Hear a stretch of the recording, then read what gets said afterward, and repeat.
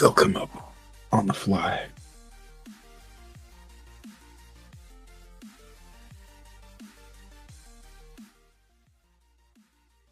All right, well, it's Wednesday night. You know what that means. We are Top Rope Tokes here to talk with you about another episode of AEW Dynamite. I'm just saying, and that guy over there. Range of motions, baby.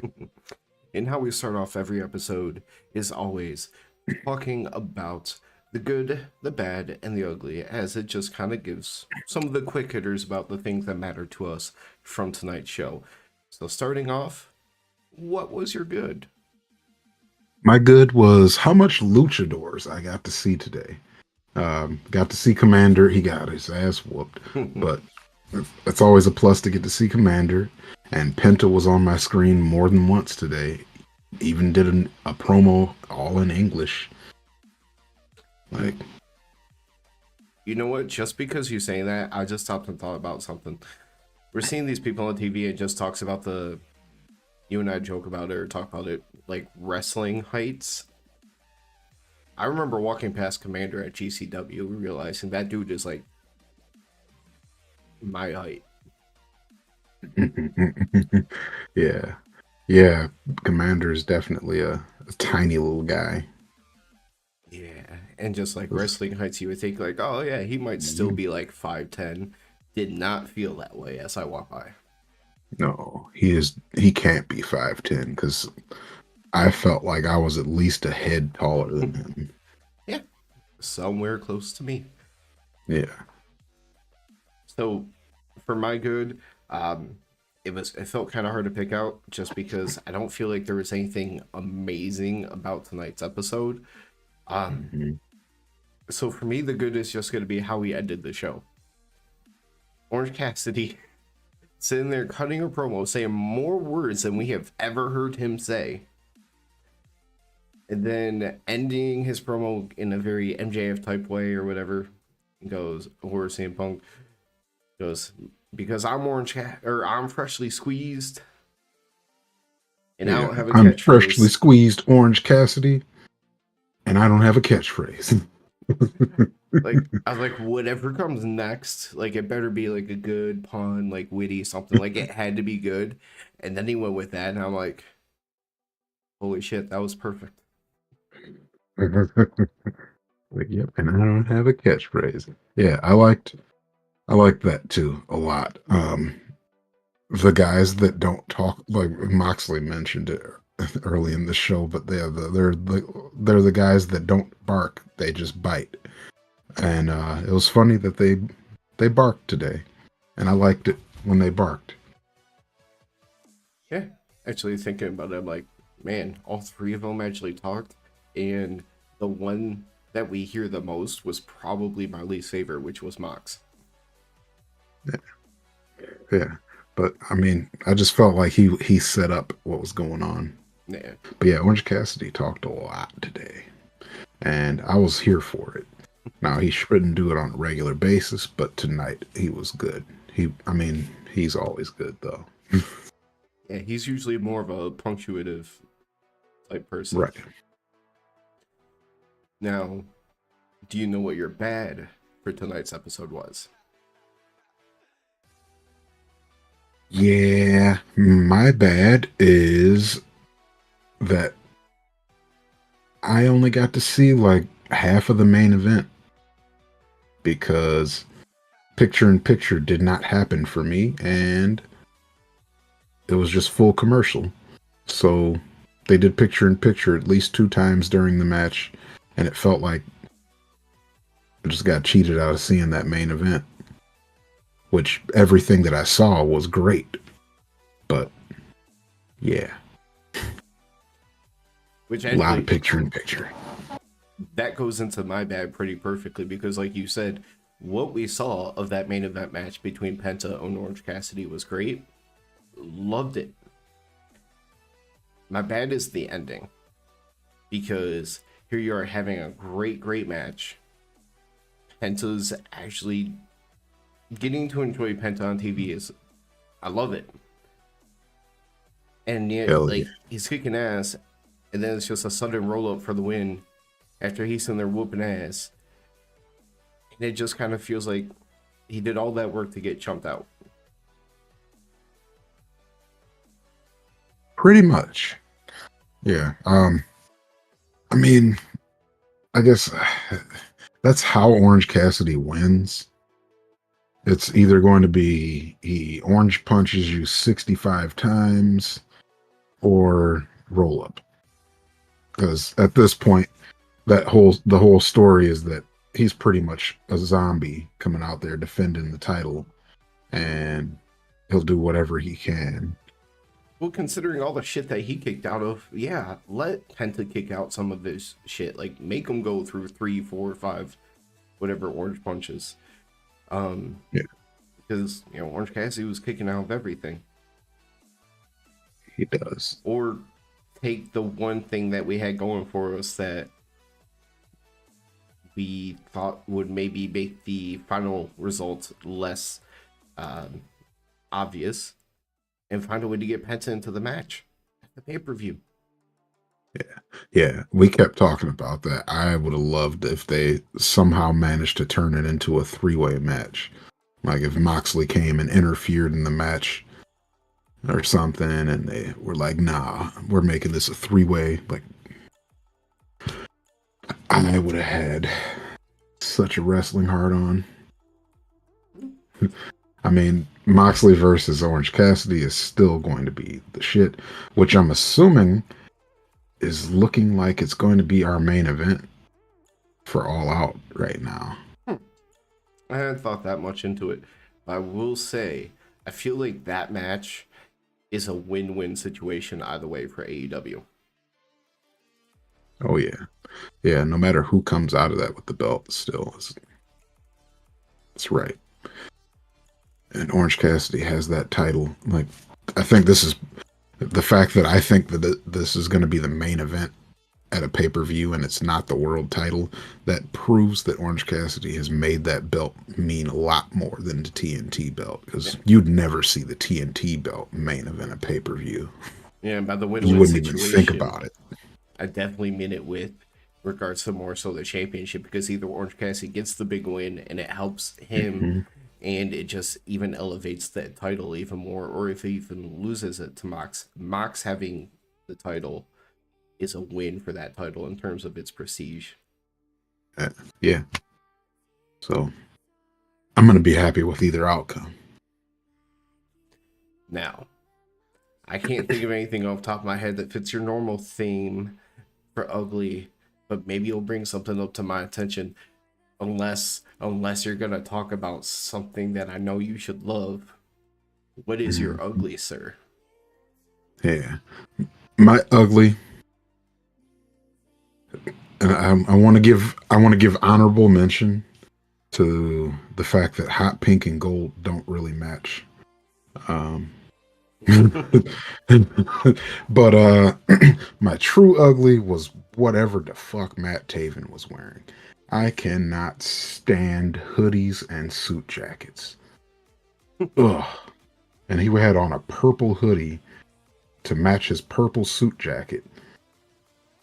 And yeah, anybody out there that wears hoodies with suit jackets, I don't care how you feel about what I say right now, don't do it anymore. Figure something else out. Wear them separately. It's funny. They don't go together. Because I just feel bad, because my consistent thought is, like, to be a pro wrestler, to be someone on TV, to be charismatic, you have to have a certain natural look to you, right? Like charisma. And just everything about Matt Taven says no to me personally. Mm-mm. That outfit said no to me personally today. Like, he personally said, "Hey, you, stop watching me." I'm like, all right, man, if that's what you want. Stupid suit jacket, hoodie combo. It's tough because I didn't know if I wanted to throw what you said as honorable mention as an ugly, because I was excited for new championships and everything, but to see what they would do. But yeah, there's nothing great about them. Mm-hmm. It's the same belt, but it's pink. And it's not even And they a got good shade of scissors pink on the back. either. It's not even a good Like, shade. The scissors on the back is cool, but other than that, yeah, no. So what I'm going to do instead is just say the Chris Jericho and Sammy segment. It felt like a whole lot of time to do a whole lot. I mean, I don't want to say did a whole lot of nothing, but it really, for at least right now, in the short time between two pay-per-views, it did nothing. Like they're trying to build something up for Grand Slam between those two now, but you and I are on the same team with this. I just don't care. It could have been cut in half, And it could have been, accomplished yeah, the it same could have thing. been shorter. Jericho has the same style of promo with everyone he does. It's, no, you, no, you, no, you, no, you, no, you. Like, It's always the backhanded compliments are randomly thrown in there. yeah.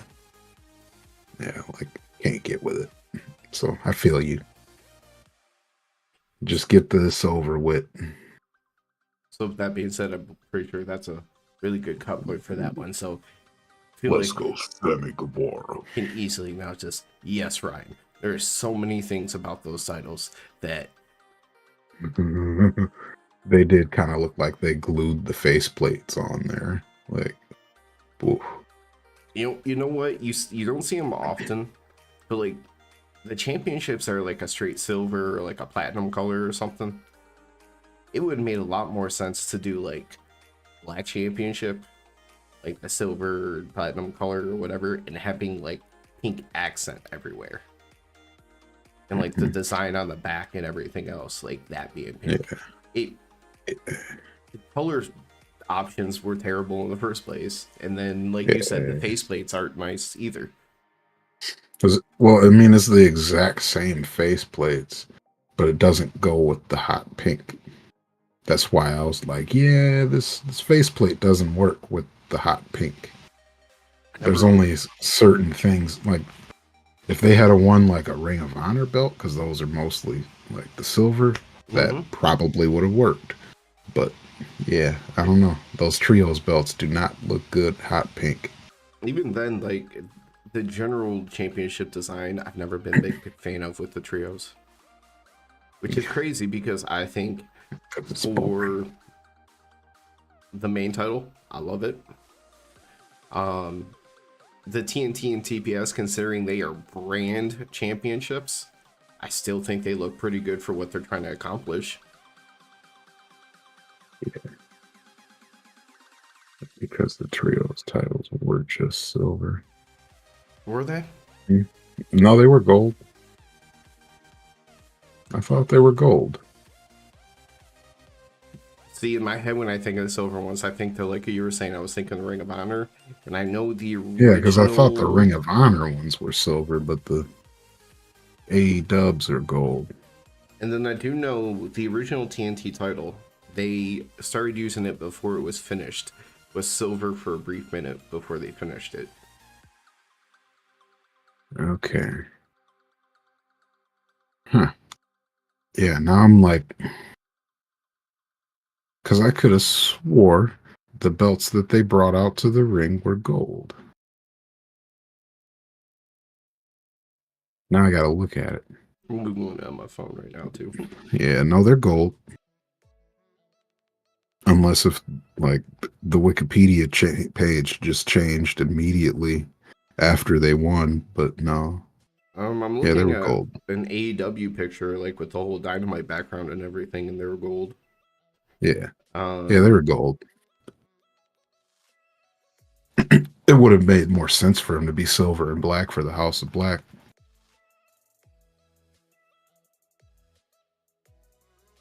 That's probably why House of Black like always kept them shits covered up. Hey, you know what? If they're going to be the House of Ass, shouldn't they be brown instead of pink?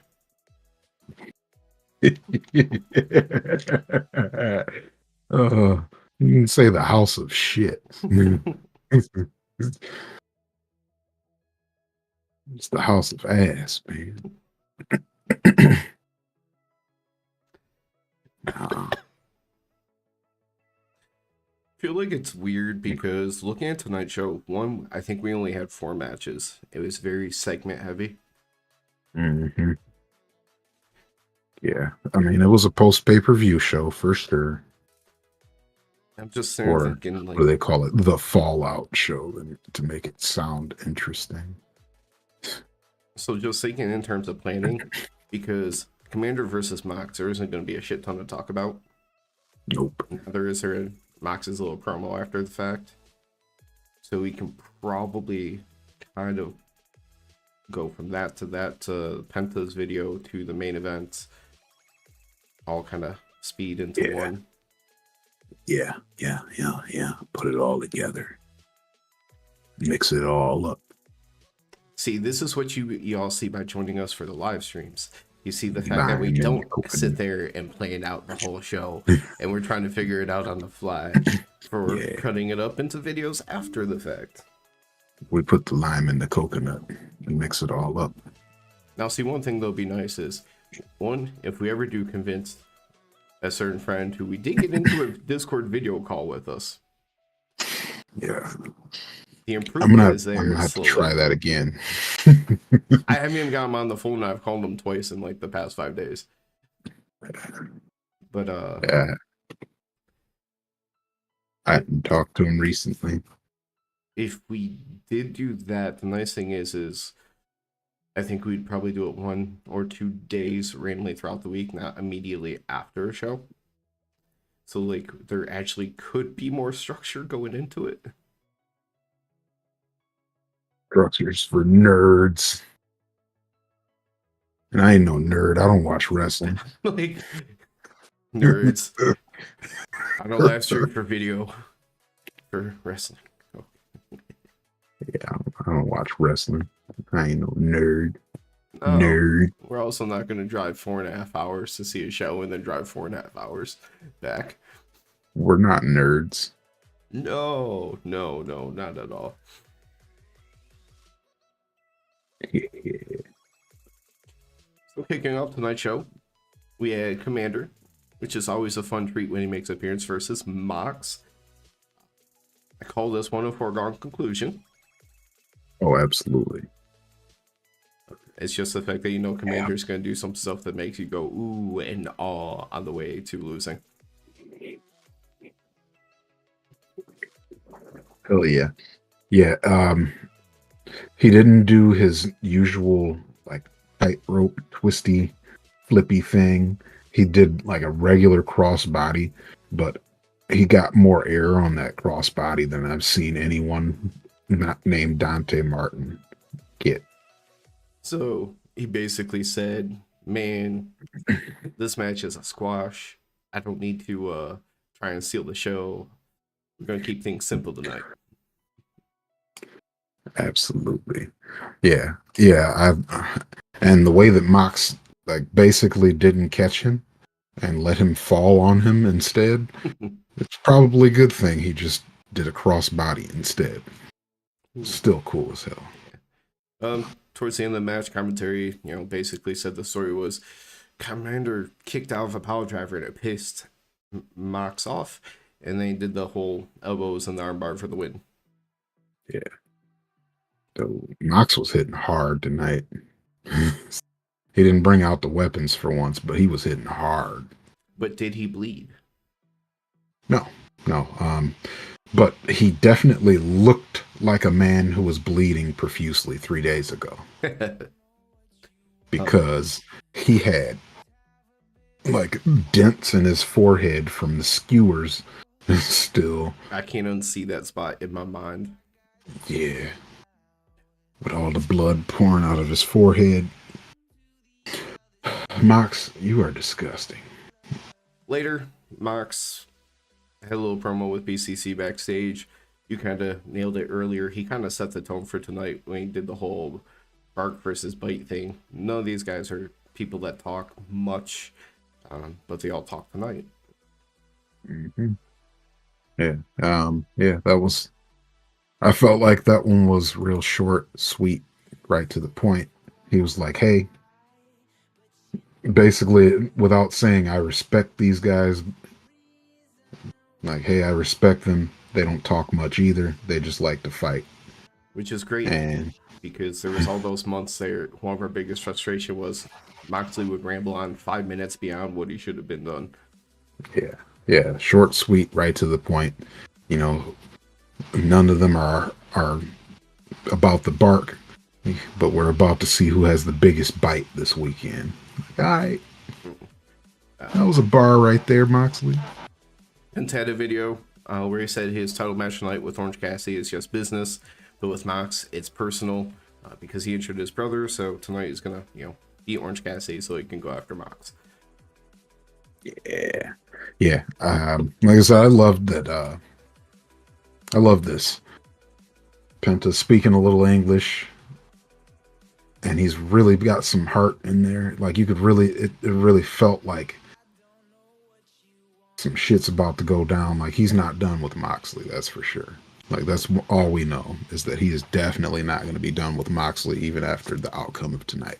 Which is why, like going into the main event, you're sitting there thinking more and more. Okay, this main event conclusion is not. It's not as foregone as we would have thought. Yeah, because before the show started, I was like, why do we have a match that we know for sure the winner in the main event?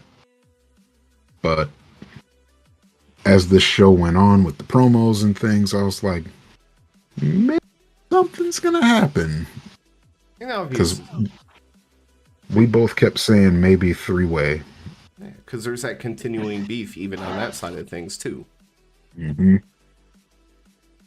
Yeah, but either way, we're about to get a non-AEW World Title main event at one of their regular pay-per-views.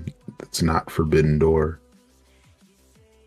So, man, during this match, one of the first times, and you're sitting there looking at the time that's going on, you're like, this is getting time. It's going to be a banger. I'm going to love this match. Orange Cassidy did a tope that Penta just caught him in a press and like carried him around ringside before launching him into the barricade. I was like, God damn. Yeah, I knew before going into this match that this was going to be worth it for everyone to see, just because these two, like Penta is Penta. Orange Cassidy is basically a luchador. And the fact that entrances weren't starting at like 9:46, so you knew there was getting plenty of time. Yeah, we knew they were about to get the show out, and they sure did. Well, what I got to see, they showed out. Like I said, there was at least like a good 6-7 minutes in there that I didn't see because of commercials. But otherwise, so banger. The biggest thing about that spot though, where he caught him, usually when you see people catch somebody at ringside and like dives, it's usually like they have to adjust and everything else. It was so smooth. Yeah. Like I said, these two, I would not mind seeing them again. That was why I was like, man, Moxley, come out there and interfere or something so we can get that 3-way, please. Right. At one point, they hit back to back destroyers, and it was another instance of this could not have been done any smoother. Perfection, man. That destroyer spot was probably like my favorite 30 seconds of the match. Well, maybe like 15 seconds because it went quick. So another reason I really wanted the triple threat is because of how this went down right here. Penta hits Made in Japan, kick out by Orange Cassidy. Penta hits almost immediately after Fear Factor on the apron, pin, kick out Orange Cassidy. Fear Factor in the middle of the ring, pin, kick out by Orange Cassidy. Roll up, Orange Cassidy win. I'm like, Penta, all that work and all those kickouts and then just roll over. Like your finish is buried, sorry. Yeah, like he hit him with like 65 pile driver variations. Orange Cassidy's supposed to be dead. I I don't was care. getting worried about that man's neck. You're gonna have more Yeah. people walking around in neck braces in AEW. Oh my gosh. No. No, Orange Cassidy would probably, I don't know, he would probably just wear like a scarf around his neck or something, like real simple, and just like, oh yeah, my neck hurts too. I think mine's broke. Just like Roddy. So, But fucking match, man. after the match, we get Orange Cassidy on the mic. First thing he does is ask for a chair so he can sit down. He should want to sit down, as him and Penta just got done flipping and running for 20 minutes. I just love that it even fits with this character, though. Yeah, like perfect for his character, but even if it wasn't his character, I would have understood. I'd have been like, yeah, man, go ahead, have a seat, because you guys just flipped for 20 minutes. What if he had just laid down in the middle of the ring and started talking while laying on his back? uh, so, camera wise, it wouldn't have been great, but I would have liked it still. At first, I didn't know how this was going because it was just kind of your cliche, like, I'm a fighting champion, I'm going to keep fighting, I'm going to keep defending a champion, I'm going to be the international champion forever. I'm like, okay. Stop. Figuring we're just going to hear music, or like, it's going on and on. I'm figuring we're just waiting for music to hit and somebody can interrupt them, right? Right. I kept thinking somebody's going to stop him. Like, it's Orange Cassidy. He doesn't do promos. Somebody's going to stop him before he gets too far. Or because they were in a close up on his face, I thought maybe they would have had Mox slide in the ring behind him and just like appear behind him all of a sudden. Yeah, that would have made sense as well. But I also feel like I think Penta wasn't gone yet. If Moxley was in the ring and Penta knew about it, he probably would have went after him. Right. Instead, I mean, Mox did coming down after Orange Cassidy delivered his foul line, but nothing really happened. Orange Cassidy says, "I'm freshly squeezed Orange Cassidy, and I don't have a catchphrase." Mic drop. That is that is the best catchphrase ever. Not a catchphrase.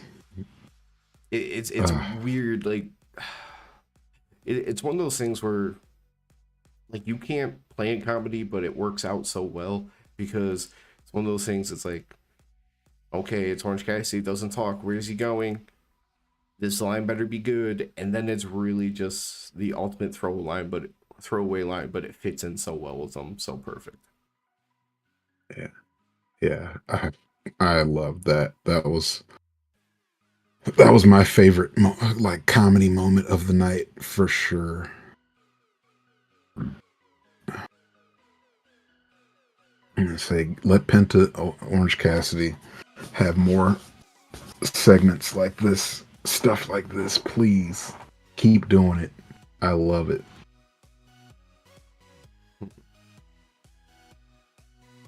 What would you like to cover next? Oh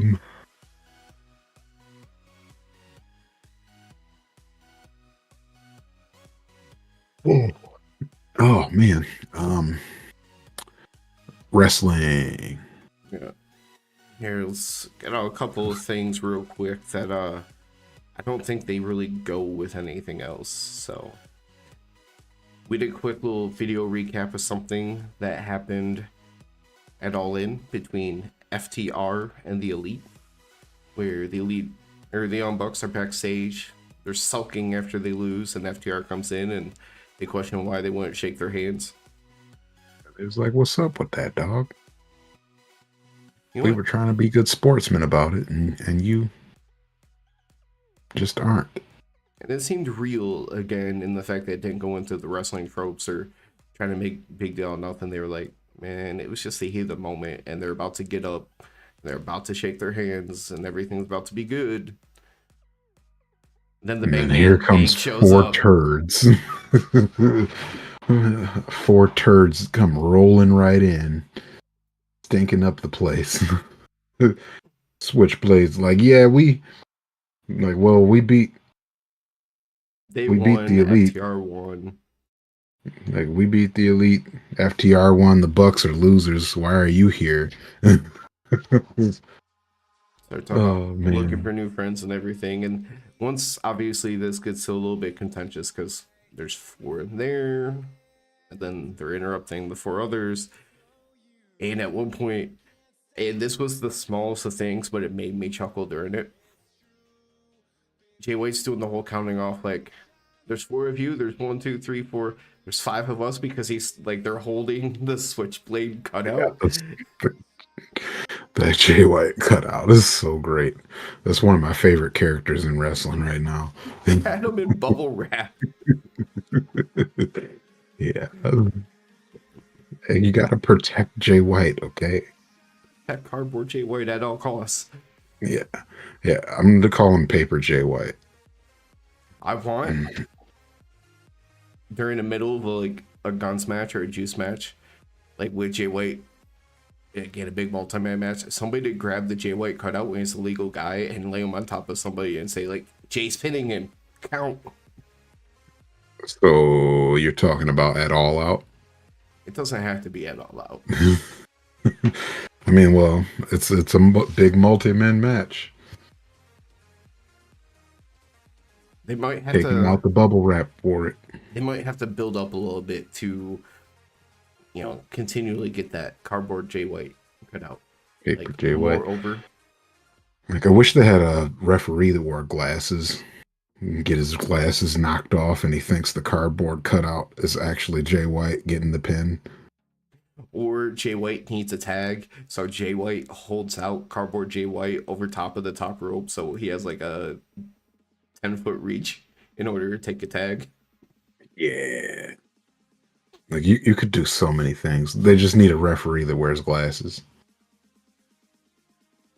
Rick Knox, you're old, just get sprayed in the eye with something. So, yeah, there we go. There we go. Juice brings in his lady, brings in Tony Storm and her gimmick. The way she's Over. going right now, I feel like she could fit in with their group, because she's like got this whole, I don't know what the fuck's going on. And her and Juice both being eccentric, they can play off each other. Yeah. Yeah, like, I think that would be cool. The Bullet Club lady. So might as well go right from that 8-man tag match right into hers, because Renee had that brief little talk with Tony again tonight. That was really about it for anything to do with Tony or the Outcasts. Right? Yeah. Yeah, kind of. I mean, Ruby was on the show, but it's not necessarily about the Outcasts there. But Tony Storm is continuing to lose her shit right now. Yeah, I like that. Like, she comes out in a robe and curlers and just, yeah, she's just going batshit, and I love it. Like, she's slowly turning into Juice Robinson, the woman version, and I'm here for it, because you already know how much I love Juice. It only took another character shift for me to finally start to enjoy something with Tony. I'm so excited. Like, they've been pushing her ever since she got there, and I finally get to enjoy it, finally. Yeah. Like, babyface Tony wasn't my jam, but Outcast Tony, I dug it. Wasn't a huge fan, but what she's doing right now, perfect. Keep it up. She talking about her beef, like the match and the stuff that's going down with the Outcast and the dissension. They ruined her performance. She lost her match, she lost the title, and she lost her fans. She lost everything. She can't trust anyone. She's ranting and raving, and as she leaves, she's like, I can't even trust this shoe. And once again, takes off her shoe and chucks it at Renee. And that part right there is what makes it. Just throwing shoes at Renee. Come on, keep doing that too. I mean, Renee's great, but keep throwing shoes at her, Tony. Like, honestly, just shoes all the time. Like, if you're not in the match, you're at ringside. If you're doing everything, I don't care if you actually throw it. I need you to at least threaded it. Do the thing that we've all seen, like women in heels do when they want to start up a fight. They always take off their shoes first. Yeah, I like it. Yeah, Tony Storm is doing incredible work right now. The promo work is great. That's the thing that really surprises me is her in-ring work has been good, always good, but the promo work is really good right now. And that's where the surprise comes in. Like, I knew she could go in the ring. I don't really care for like her finish so much. Or even when they tried to change it and they had her do that like pendulum DDT for a while, like especially against bigger opponents like Nala. Yeah, I didn't like that one either. But her Sweet Chicks music, hip attack, whatever you want to call it, I've seen other people do that move, but I've never seen anyone consistently do a move that looks so vicious. Yeah, no, yeah, hers definitely looks the best by far. That being said, I would still take a hip attack. being said, our one women's match on the card. Now, this card was short, a match anyway, very, very much promo based. But we had Chris Statlander, Sheeta, Dr. Britt Baker, DMD, versus Emi Sakura, Nyla Rose, and Marina Shafir. Yes. If the YouTube show still existed, it would be the YouTube trio. The YouTube trio. That is the YouTube trio right there. But I kind of liked what I got out of this. Like, we got the splinters between Sheeta and Dr. Britt Baker, kind of letting us know that eventually the run back between those two is going to come up. It would have been nice if Sheeta still had the belt for this, but you're fucking assholes. Yeah, that's going to happen. I mean, you nailed it though. Commentary even made it a point throughout this match to talk about how friendly fire happened numerous times throughout this match, that just the baby faces, they were not clicking. Yeah, like they were not on. Statlander was trying to be the glue, as a former best friend, or maybe still a best friend technically. I don't know, but she was one of the best friends, so she was trying to keep it all together because that's what best friends do. But I wish she kind of never splintered off from them. Maybe it would help on the personality and the segments and that kind of aspect. Yeah, but yeah, she pretty much has to do all the work in this match because Britt and Sheeta are just kicking each other's asses on mistake. Yeah, like at one point, Britt kicked Sheeta, which allowed Nyla to go off and start chokeslamming everybody, and it all looked good. I'm like, all right, this is how they're gonna make this match kind of competitive. Yeah, that was a good. That was great that they did that. That's what made it look more competitive. That, and if Nyla Rose went out there and lost real fast, I'd be real upset. Because I love getting to see Nyla Rose on TV, especially now that there's no YouTube show. Because that was how I got to see Nyla Rose most of the time. And think back to it. What was Jade's best feud? And yeah, obviously Jay's best feud was the Nyla Rose feud. When she gets to show personality and have fun, she can be entertaining. It's just... yeah, she's hilarious. Stuck on YouTube with a charisma-less tag team partner, and who the hell knows what's going on. Yeah. Marina Shafir looks like someone who should be more entertaining than she is. Like, I'm sorry, but yeah, Yeah, it's unfortunate. But love miscues Emmy. were the way that this match ended. You know what? I felt bad for Emmy during this match. Statlander did that dive to the outside, and Britt and I'm trying to remember who else was not in the pile, but you had Nyla Rose on the outside of the pile. Emmy was in the middle, and somebody else was on the right side. So you're the smallest person in the middle with the biggest on the outside. And it's like that pile went the worst possible way. Hey, Emmy, and that's another one that I like to see more as well. Emmy can go. Like she's probably one of the best on the roster, I think, and as in terms of in-ring performance. She is a legend for a reason. Yeah. See, and then I don't know a whole lot about her past. I just know that people just talk about her as like a mentor and things like that for the younger women. And I'm like, okay, I can see why, because she's better than everybody else for the most part. Well, let's look at it this way. New Japan doesn't have women's wrestling, or didn't. No, it's strong, kind of, yeah. Women's wrestling was never huge, so to have a career that spans that long at her age, that means she's doing things right. Absolutely. Always doing things right. They still should have had her on the Wembley card. It would have been fun, especially if she went all Like out with her her get up. whole, yeah, this was like with her whole Queen thing. Should have put her on the Wembley show. But I get it. She's not even on TV. People probably would have been like, who is that?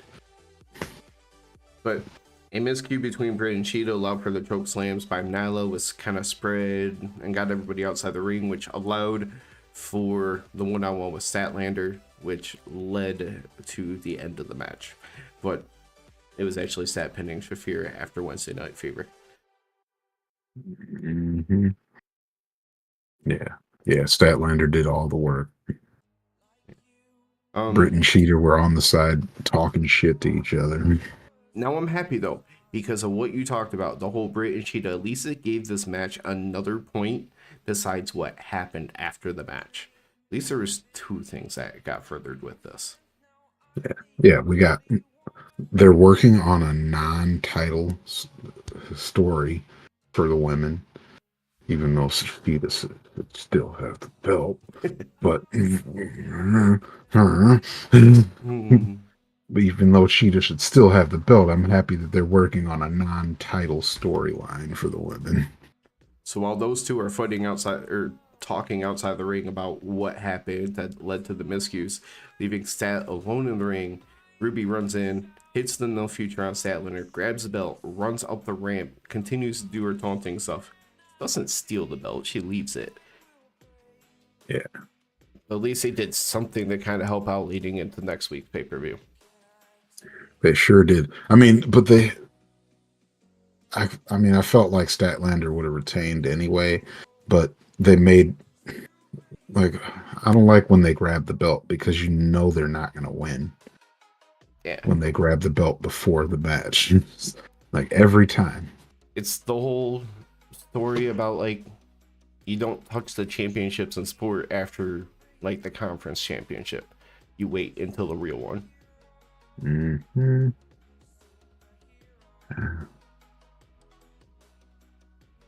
I wonder if we'll get another women's match on the All Out card.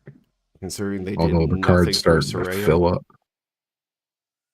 Well, I think she's got to be on restriction or something, because she wrestles once every 2 months.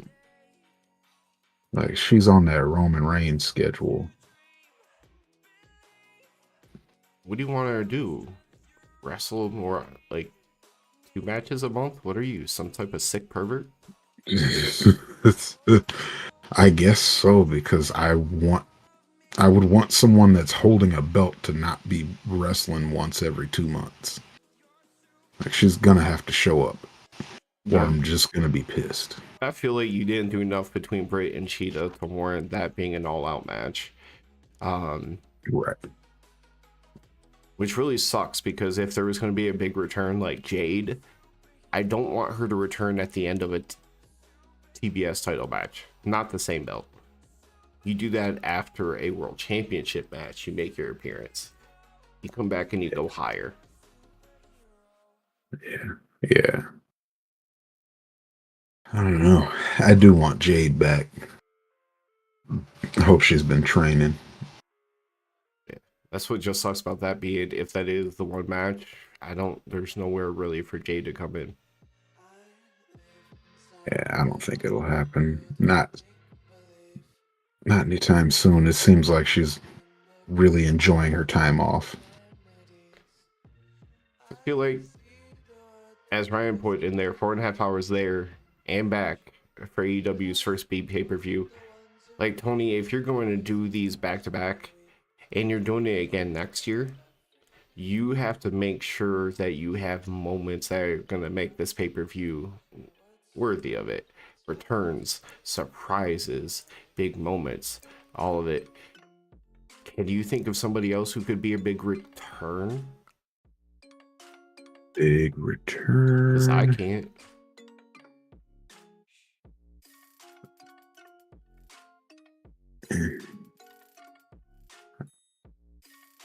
Yeah. Danielson coming back isn't going to be a big enough return after a couple of months to me. Yeah, it's been a couple months. But people really want him back. I think that would be possible. Who else is out? I don't know. Oh, you know what? Mark Quinn from Private Party. There we go. That's going to get the crowd going. Because everybody loves Private Party. And by everybody, I mean me loves Private Party.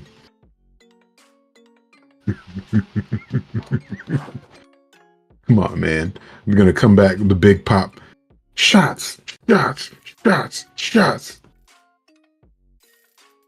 I mean, as much as they are entertaining and I was like them as a tag team, there is no way in hell that is going to be a big moment. That's going to be the big return. Mark Quinn. Come on, Private Party. Shots, shots, shots. I honestly, I can't think of anything that would matter. Edge, but his situation sounds like contract doesn't actually run out till the later in September. Yeah. It sounds like he's still under contract for a little bit, but just won't be performing. So I would cross that out. Yeah, he probably has something like an exclusivity contract, but with a certain number of dates that were guaranteed that he had to do. And he's probably accomplished those dates, but the time isn't over. Sounds about right. Yeah, I don't have anything else. I don't know. That's why I said Mark Quinn, Private Party. We're doing it. We already know everything sounds like there's no way in hell for Jamie. Yeah. All the news points towards her not even coming back this year. And that's why, depending on when in 2024, let's say she was going to be able to come back right at New Year's.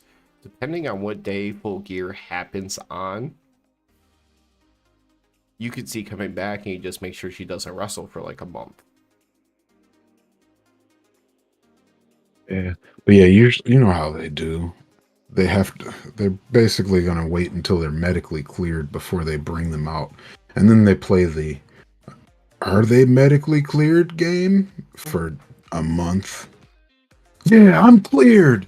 Like we knew that already because you've been on TV for a month now. It's like as soon as you take a hit or something, and or whatever happens, we know. Like, Yeah. there's a chance, like with certain injuries, for instance, like Danielson, broken arm, you could show up early. Yeah. And it's like, all right, he's still in the cast. You figure he comes out of the cast next week, couple weeks of training, probably would be able to get, back into doing some stuff. Yeah, you could bring him back a little early. I don't know. I think that might be that's a big possibility for All Out.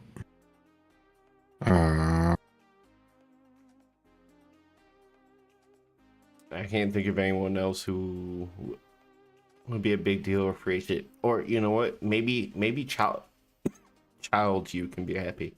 Maybe they finally bring in Bill Goldberg. Yes. There we go. That's gonna be the biggest thing in wrestling history. You get Goldberg out there. No. Bum bum bum. Bum, bum. Then I just want a single match between him, Ricky Starks, and Edge once he gets there. And I want you to literally call it the Battle of the Spears and just have like spears all around ringside. Bum, bum, bum. Yeah, yeah. You got to get Goldberg. That's it. All right. That's the big debut / surprise for All Out. We're getting Goldberg, bro. If Goldberg was there, I don't know what would happen.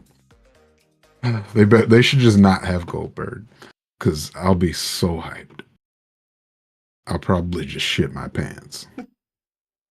Oh, jeez. I don't even know how that reaction would go, because it's the AEW fans who are like, typically are the ones that go like, but he can't wrestle to the level that we want or anywhere close, but it's still Goldberg. Yeah. So, because I know me in that moment, I wouldn't care if everyone booed. I would still be cheering. What if it's right after like a Miro versus Hobbs count out or something where they're still battling, and all of a sudden his music hits and Goldberg comes out and gets in between Miro Hobbs? Like I said, Or some as much as I know it would be horrible and something that I honestly wouldn't want to see after the initial shock of seeing Goldberg, I'm still going to shit my pants. Big meaty men. Yeah.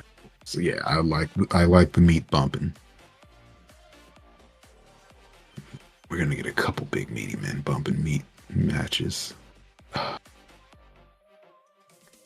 Shane Taylor, Samoa Joe. Both of them have finishing moves where if it's like a suplex or like a pickup move, it's gonna be very tough to do on the other dude. Yeah. Yeah, like I've seen Shane Taylor do his on Keith Lee. So assuming Samoa Joe doesn't weigh more than Keith Lee somehow, I think he can definitely do his, but I've never seen Joe do his muscle buster thing on someone anywhere near as big as Shane Taylor. Oh, yeah. It just can't be easy to try to cradle somebody compacted round. No.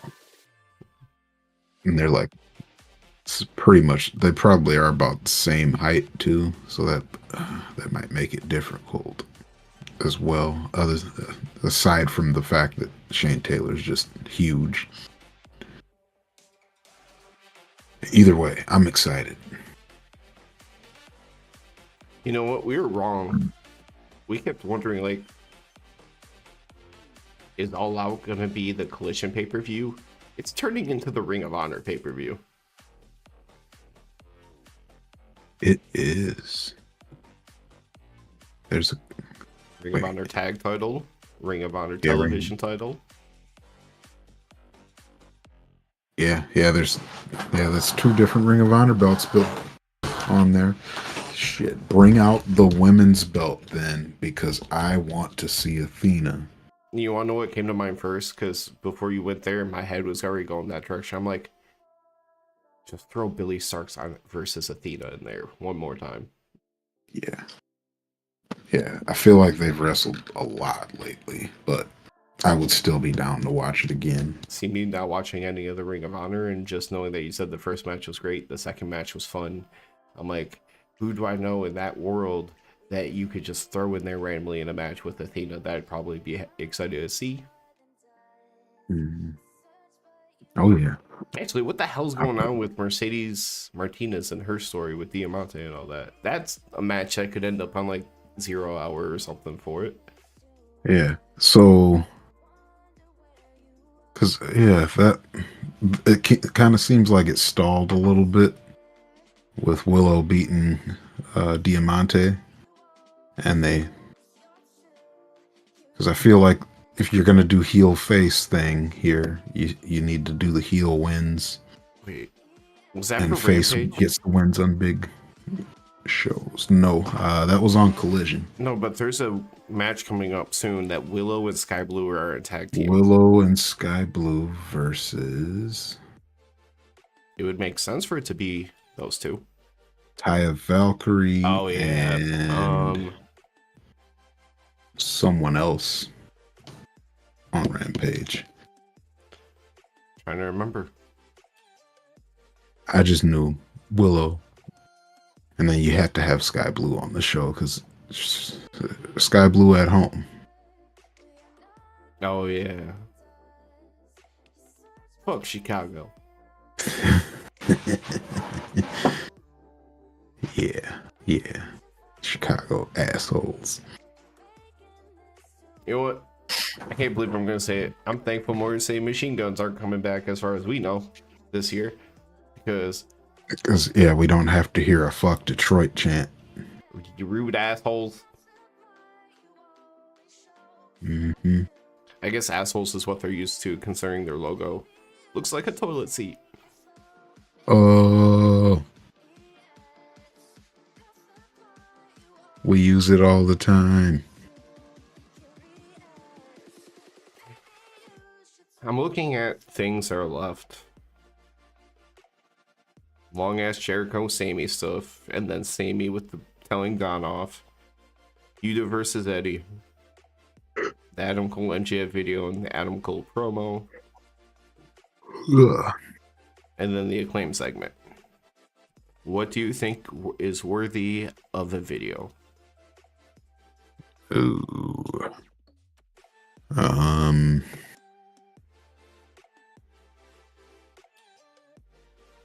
Mm, I mean, both Jericho and I guess really the Jericho segment. I mean, we could The all. Cole segment if we go off the rails a little bit. So, what I was thinking of is if we do Jericho, we can transition it from tag team champions to new trios champions at the end, just to kind of throw in both. Yeah. So yeah, that would work there. Um, and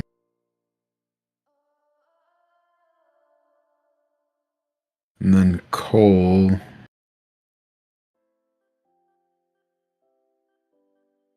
Yeah, Cole. There's actually between the video and Adam Cole in the ring, there's a decent amount that we can say. It just might be more talking at the end. Hold on. Ew.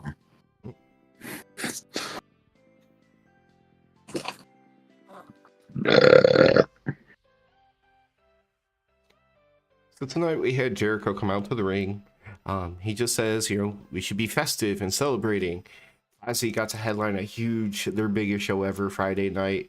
And then All In being the biggest paid wrestling show in history. And he says, that's a shoot.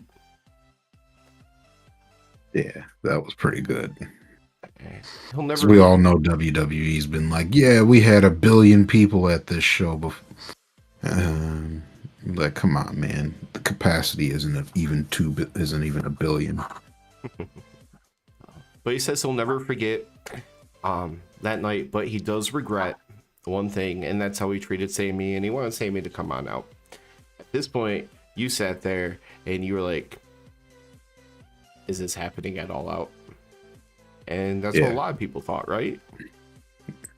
Yeah, I was like, please don't do it at All Out.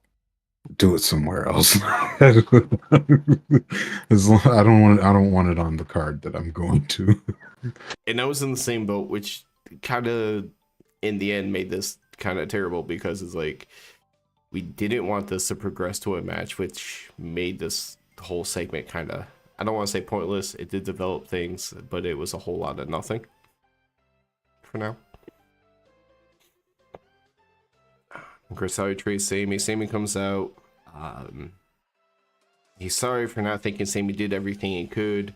And they did see that Sammy tried to help him cheat with the bat, and they shook hands. Honestly, that one surprised me a little bit, because the twists and turns for Jericho along the way lately, it's like, hey, face or heel? Where are we going with this? He has to stay heel, I feel like. At this point, yes. Yeah. Well, yeah, definitely. I mean, the whole time, I couldn't deal with Jericho as a face. I don't think I could do it. It was just, he's got to be heel. The whole Don turning on him and everything else. I'm like, that puts him in the position of face. I'm like, this is just all weird. Yeah. I mean, we saw, no matter how much they made him look like the face in the Osprey thing, Osprey was the face, because Osprey at home, that was like, it's like going to the big house. I mean, he did he leaned into being heel over there. It was just the back and forth with the story along the way. It's kind of weird. Yeah. Because at some point it was like, you're supposed to be empathetic for him, but no, not so much. But then Jericho questions, like, what if I did this, or what if I did that, or what if Sammy hit Will a little bit harder with the baseball bat? And Sammy's like, hold on. Yeah. Hold up, bro. Run that by me again. And then he's like, yeah, what if I had rolled him up and rolled his tights? Like, Jericho, you know what he's talking about. He was like, well, yeah, you could have hit Osprey a little harder with the belt or the bat. And Sammy's like, you know what I was thinking? What if you hit him a little bit harder with the Judas effect? Mm-hmm. Yeah. And so they just kind of keep going back and forth with that little passive aggressive. Well, you could have done this. I think maybe you could have done this. Maybe if you had done this. Maybe if you had done this. Maybe if. Yep, just getting chippy back and forth. And at one point, he's like, it's funny that every time I have vision or plans with Sammy, they never work out how I envision. And Sammy's like, I didn't envision the plan be me leaving my pregnant wife to fly across the world to try to help you. Yeah. Jericho finally reins it in, right? Yeah. You should be thankful. He's like, not everyone else got that opportunity. But he ends up reining it in, and he goes like, let's not do this. Let's not say something that one of us might regret. We're friends. We've been here since day one together, blah, blah, blah. And he says, let's reunite Les Sex Gods. And let's go for the AEW Tag Team Championships. And the fans are actually chanting, hug it out. I didn't know how to feel about that, because kind of what we were just talking about. Jericho kind of gained some face reactions, but being a heel, but being a... Yeah, that kind of surprised me, because I was like, no, do not hug it out. don't listen to these motherfuckers, these damn Chicago people. Don't listen to them. They don't know what they're talking about. Please don't hug. Yeah, here's just general great words of wisdom in life. Don't listen to people from Chicago, specifically one's named Phil.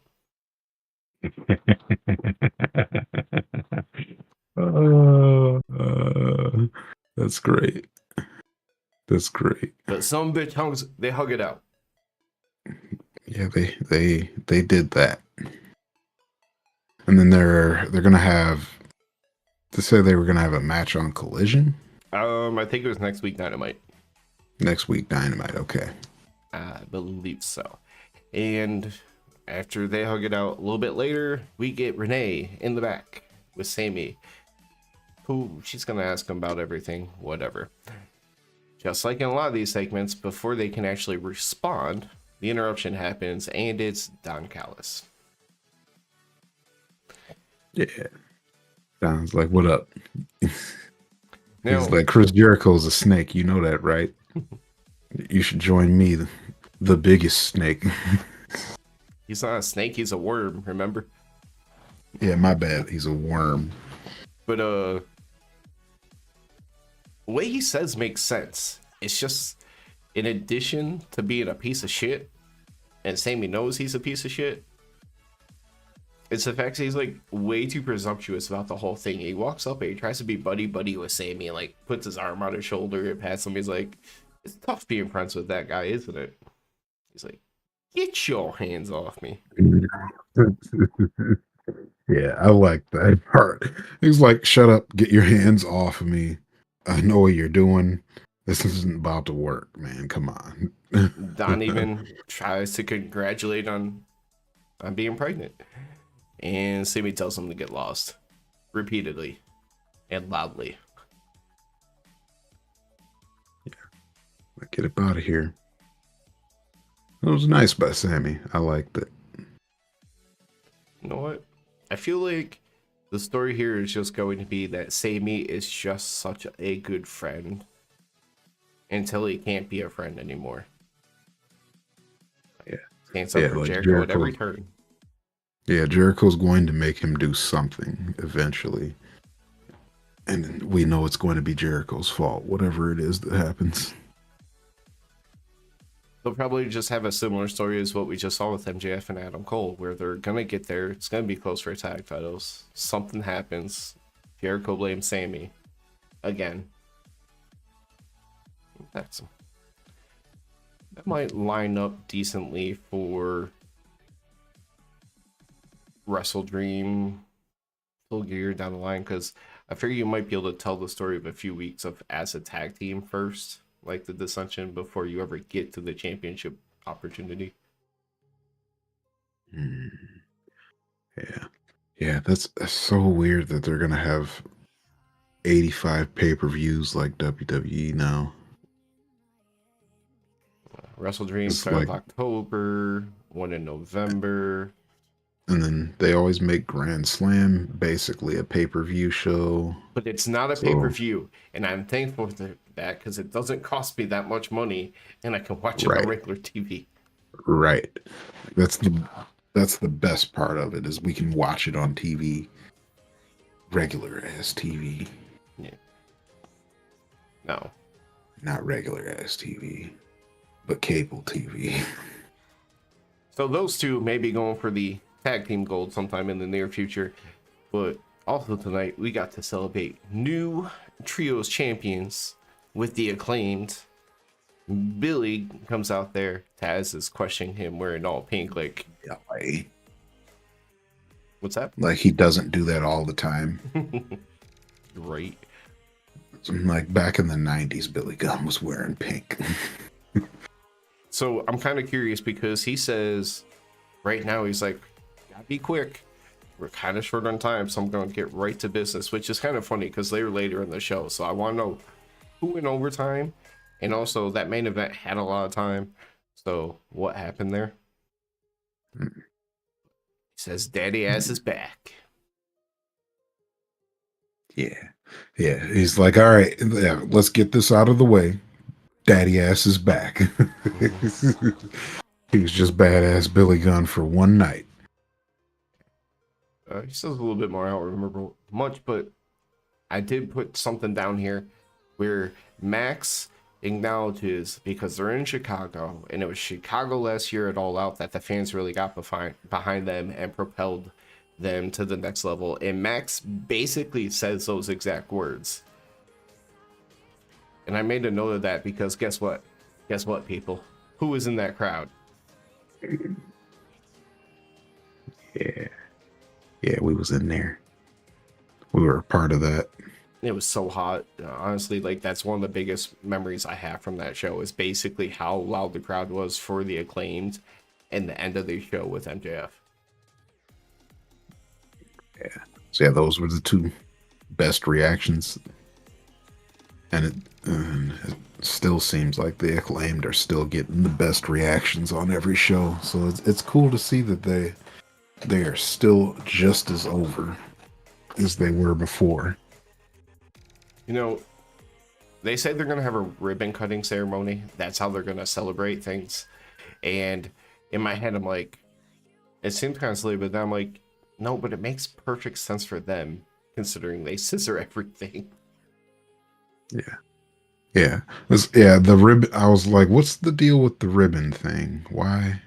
And then when they brought out the scissors to cut the ribbon, I finally put two and two together. I'm like, oh, you use scissors to cut a ribbon.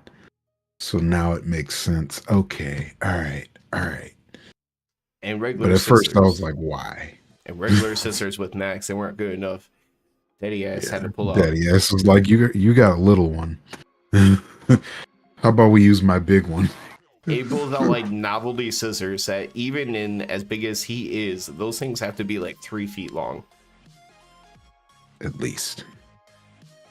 It's funny because this whole time, they still have not even mentioned the table with the clearly like championship title belts like covered on them. Haven't even mentioned them yet. Yeah, I mean, we knew though. We obviously knew that's what was coming up. But, you know, they had to do the ribbon cutting thing first so that way they can have some scissors out. And then Bowens was like, this is the House of Ass. It's a new era. Welcome to the House of Ass. Welcome to the House of Ass. And you have probably 10,000 people in that arena chanting House of Ass. Hell yeah, people. Yeah, but yeah, Bones was like, "Oh, these old titles were dull, and we got some new ones, and we're always in pink." And then they pull out those belts that are the same thing with a hot pink belt that has scissors on the end. I was gonna say they're the same thing except for two things: the pink strap, and the pink strap with scissors. The only thing that I liked about the belt was the scissor part. I thought that was really creative, really cool. But other than that, I would have liked different faceplates for them. Yeah. Honestly, we talked about it a little bit earlier, Good, Bad, Ugly, but I think the winning combination probably would have been black strap, like the silver, platinum, whatever that color that they want to use for the shine, and then I would have had pink like accents on everything. Like, you know how TNT has like the red ribbon and all that other stuff, like that could have been pink in the championship design, and the scissors and stuff on all that could have been pink and could look better. But I agree with you. No, they look bad. Yeah, the faceplate could use some redesign or something. Yeah, or very simple. Just use a silver faceplate if you're going to have a pink strap. Because the hot pink and the gold, and then the black accent on the faceplate just didn't work for me. I didn't even like the shade of pink for the strap either. Yeah. I feel like I would have been fine with the shade of pink if the faceplate matched. but the faceplate doesn't match. It was just kind of like on the color scale, it was starting to come out of pink enough where it was kind of getting a little bit less pinkish. Like there's a hint of I don't want to say maybe like orange to it. Like it's starting to get a little bit away. I'm like, oh, it just needed to be a few notches this way too. Oh. Could have been the lighting That's of like it. the color. Yeah, like that because that's like the color pink that they wear all the time. Except when looking at what they wore on the screen and them holding the titles, it did not match.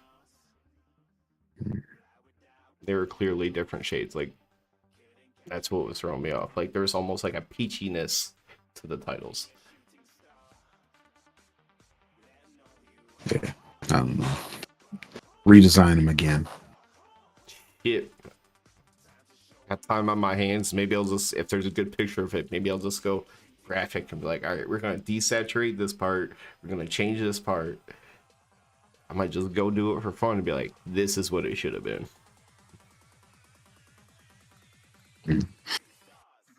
Good.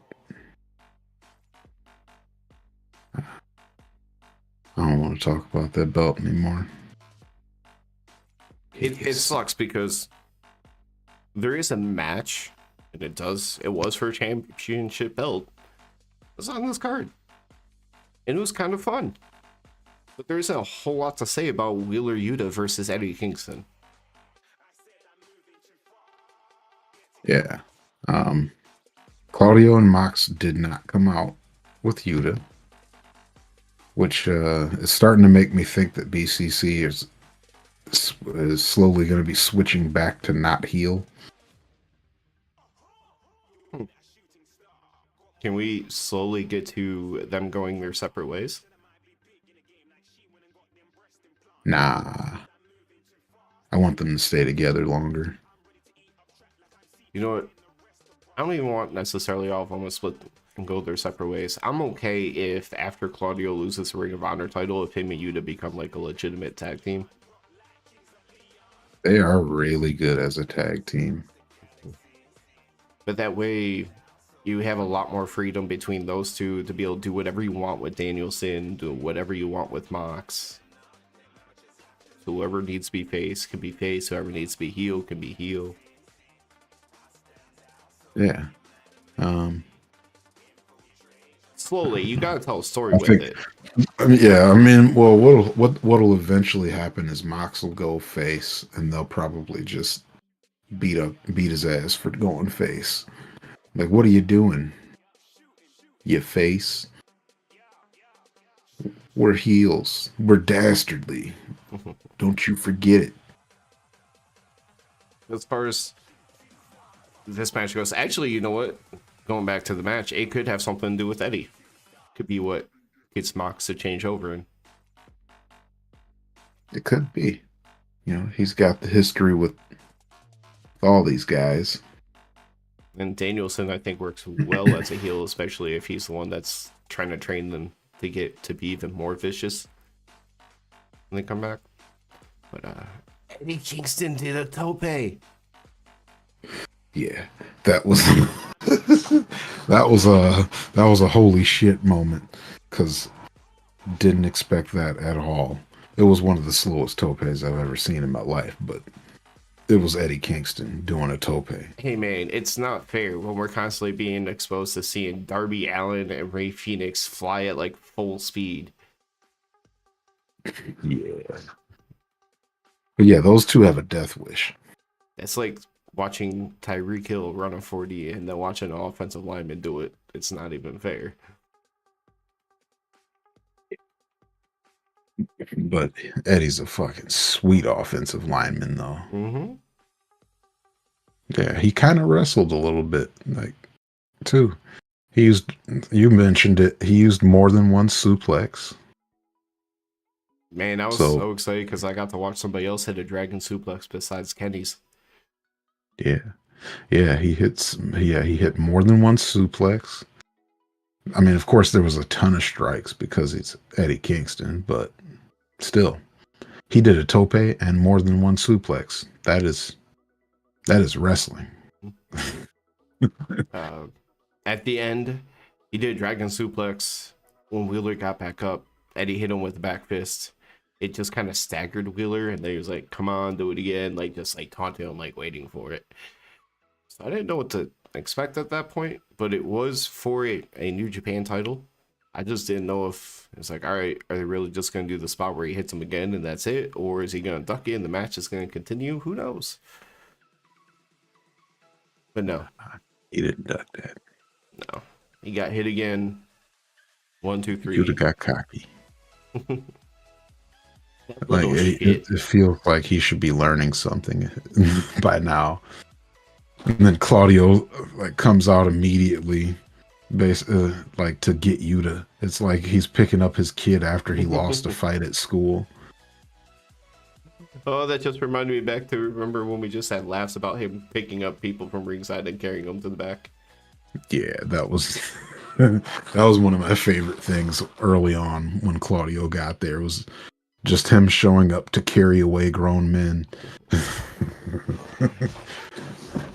But commentary was even telling the story along with that is he never even looked at Eddie, even though Eddie was over top of the ropes just yelling at Claudio nonstop, like, fight me, fight me, fight me. Maybe you should take a CM Punk approach. You'd be like, do we have a problem? Yeah. I mean, Eddie seems like he's probably going to he's gotten into his fair share of stuff as well.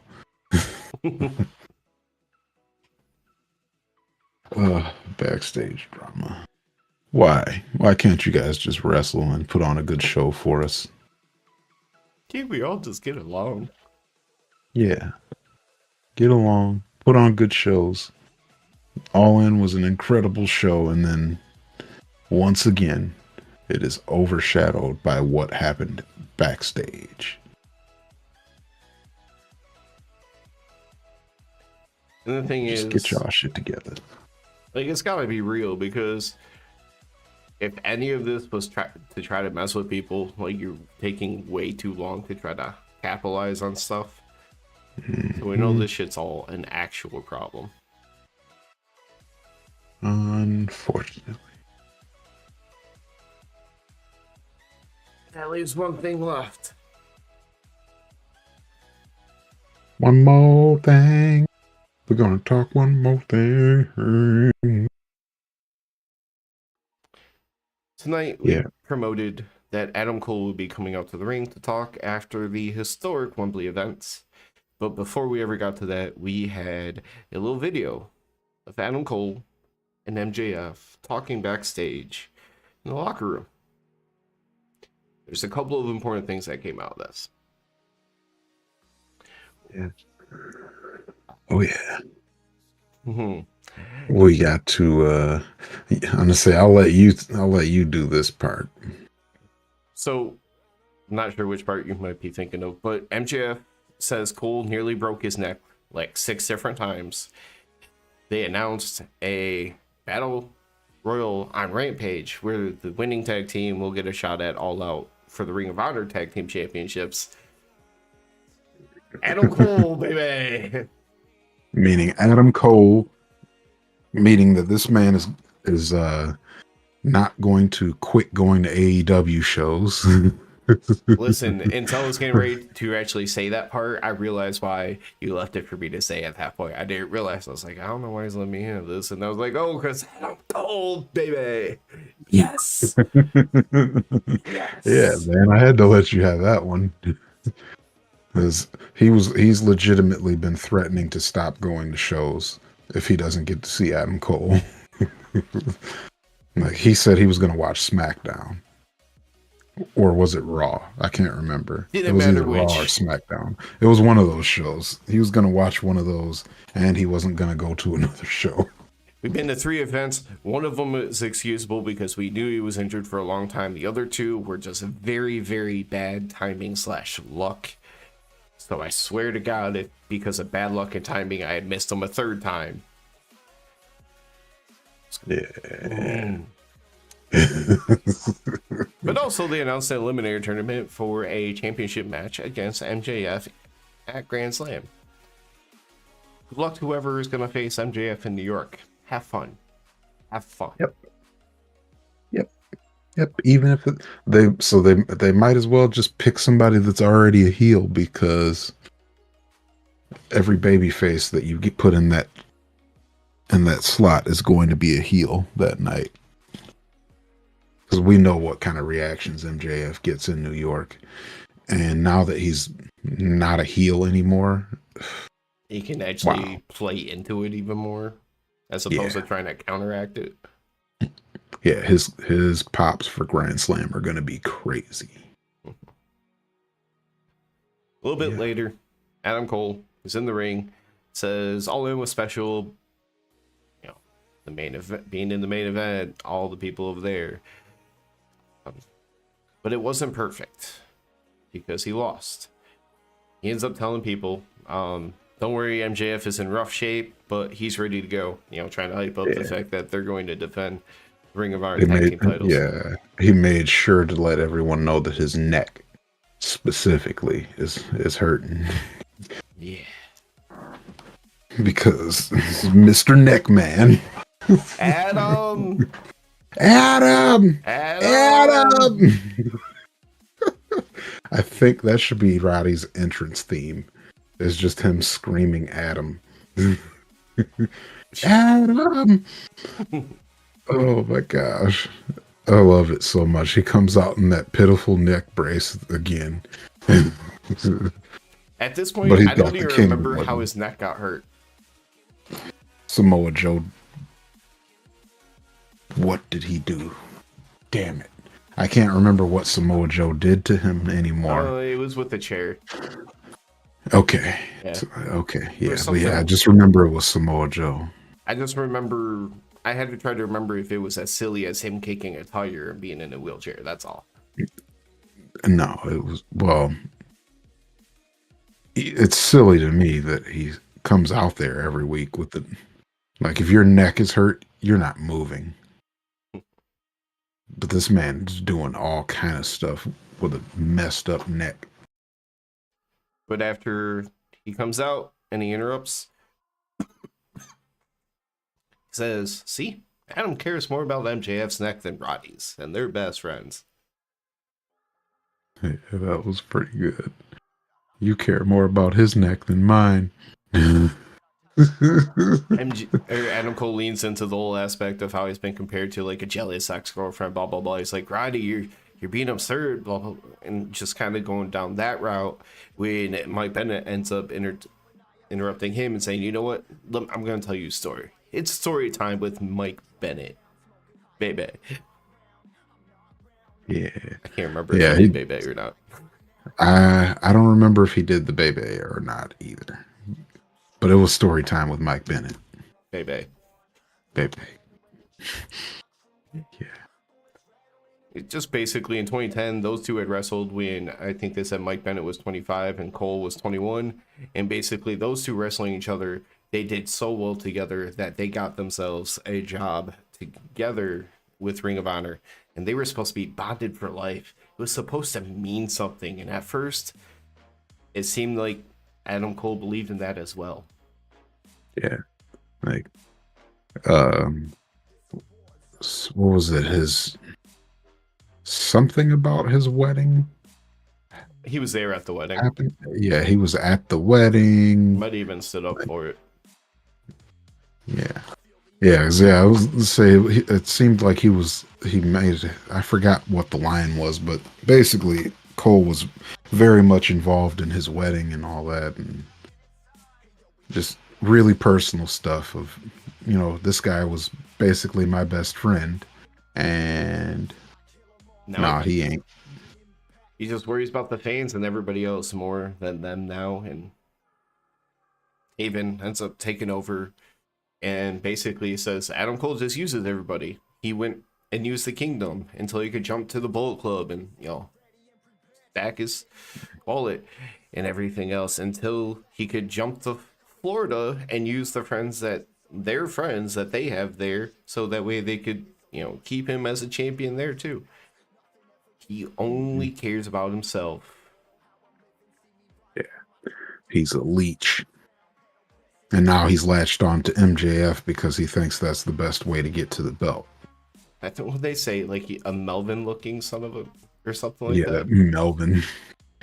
Yeah, just he's a Melvin. Something about a Melvin. Yeah. I don't know what that's supposed to mean, but it sounded funny to me. I've only Melvin. heard that phrase used like twice by people as like trash talk, and it was very different purposes, and I don't remember where either one of them came from now. Well, I know for one thing, MJF is apparently a Melvin. That's all we got to know. Adam does the logical, adult, rational thing of saying, like, if you're my friends, then you would accept me being friends with somebody else. He is my best friend. Roddy gets all mad. He's entering the tournament. He's going to do what Adam Cole going to do, and he's going to beat MJF. Adam's like, can't. You're hurt. He's like, oh my God, he's finally caring about me. Blah, blah. Oh my god. I love like I didn't think that Roddy had any character whatsoever, but this his jealous ex-girlfriend character that he's been playing is incredible. Honestly, and you can see it doesn't really feel super like natural. It feels kind of clunky, but this is like the best that Roderick Strong is going to get. And I feel that. I feel like he is putting everything he's got into this ex-girlfriend thing. Keep it up, Roddy. It's great. My only suggestion, wear more braces and casts. Get more injured. Just keep wearing more braces, casts, all that stuff. Roddy just basically says, doesn't matter. With a bad neck at all, he's still going to break everyone's back. He's going to win that championship because he's a wrestling He's legend. a wrestling legend. And it came across kind of as awkward as that. He's a wrestling legend. What can you do about it? It's almost like he didn't have the confidence to say it, because in like some realities he knows, yes, independent wrestling, I am a legend. In pro wrestling, if I say this, I'm gonna be talking like I'm on the level of like The Rock and Shawn Michaels, etc., etc. It was almost like there was a lack of confidence just knowing, like, man, you say this statement, there's two different sides to this. It's true. Hey, ex-girlfriend Roddy Strong is a legend.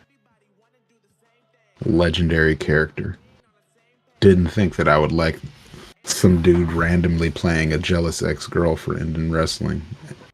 But it has gotten over with me. Or as MJF put it, generic white guy. Yeah. Generic jealous white guy.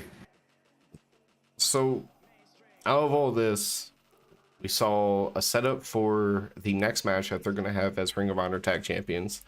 We saw a setup to a future championship defense with MJF. But the one thing that surprised me, we kept seeing the graphic for the Battle Royal for the tag teams, and the Kingdom wasn't in there.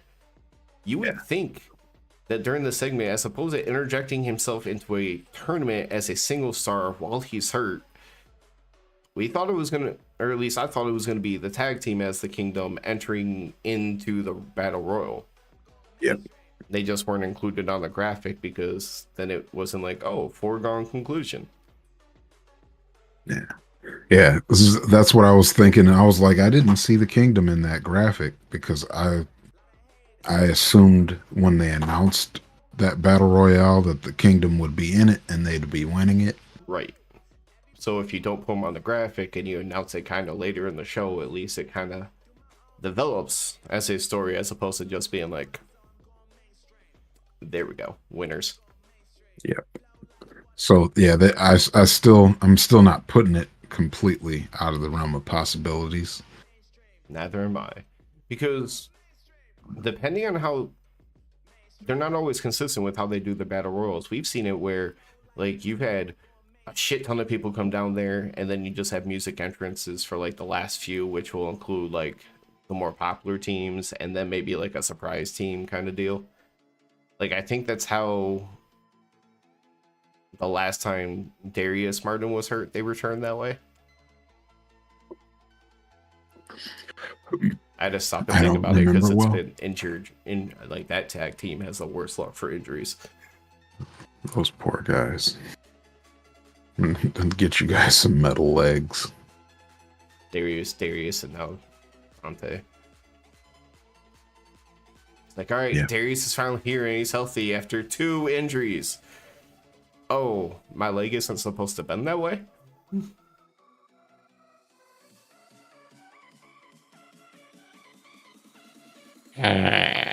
All right, you get to erase one memory, one wrestling memory.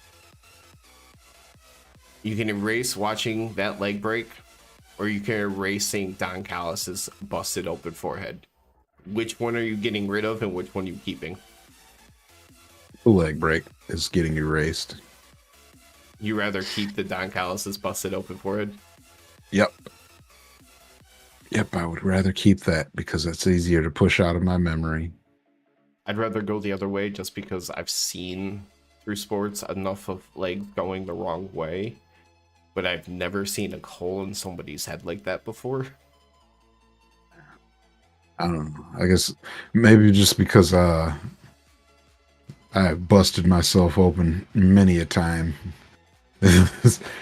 Non-wrestling related things and I've not seen the meat popping out. Yeah, see, I don't really see it like that too often, but with sports, I've seen it enough. Now it's still nasty every time. So I'm like, yeah, that stuff's happened to me. The leg spinning the other way, though. Knock on wood. It gets me every single time. Like, I pretty much remember all the ones that I've seen live. Then there's just going to be burned in my brain for the rest of my life. There's certain ones I've forgotten, like who they are in details. Like I remember there was a college basketball player who had a bad one when he hit the stanchion holding up the. Yeah, that was Louisville versus what other team? I know it was a Louisville player. But see, I know of a Louisville one that had nothing to do with the basketball stanchion. There's one where he like just jumped and it came down wrong and it went terribly, terribly wrong. Oh, that might be the one. Yeah, that's the one I'm thinking of then. Yep. Because he was down like over by the sideline, like where the 3-point line starts to kind of come in together. Yep. That's the one I'm thinking of. But there was like that one around that same time period, maybe a year or two before. You remember, I want to say it was somebody in blue, but there's still a handful of major college basketball programs that blue, where like the guy jumped or he ran directly into the stanchion and got fucked up. It was one of the big boys too. Damn. I don't know. I usually remember him if I saw him live. I think that was around the same time period as like when Nerlens Noel was in college, because he fucked up his leg too, right? Yeah. Or one I'll never forget is watching Anderson Silva's leg snap. Oh. Yeah. Oh. Yeah, it's something about just watching a bone break that just You know what? I don't know. I have to think about it now because yeah, Dante's was something different because I thought I saw it real time. They kind of went past it at first and they didn't realize what had happened. And then they came back and figured it out. And I'm like, no, I don't want to. Yeah. Because when that happened, I mean, oh yeah, we watched that together. You saw my reaction. I was like, like immediately gagging. And that was the event that had the finale between the Bucks and the Briscoes. Yeah, because it was a Ring of Honor show, and I've only ever paid for one of those. That was a great show. Yeah. Don't But remember yeah, I anything wouldn't buy else from any it. other. Yeah. Yeah, I remember that tag match and the leg snap. Snap it to a Slim Jim. Mm. That being said, looking at the clock, it is midnight. If you were here watching the end of the live stream, the big long video, live or later, do us a favor, like, subscribe, all that good stuff. Mhm. We'll see y'all Come again talk soon. wrestling.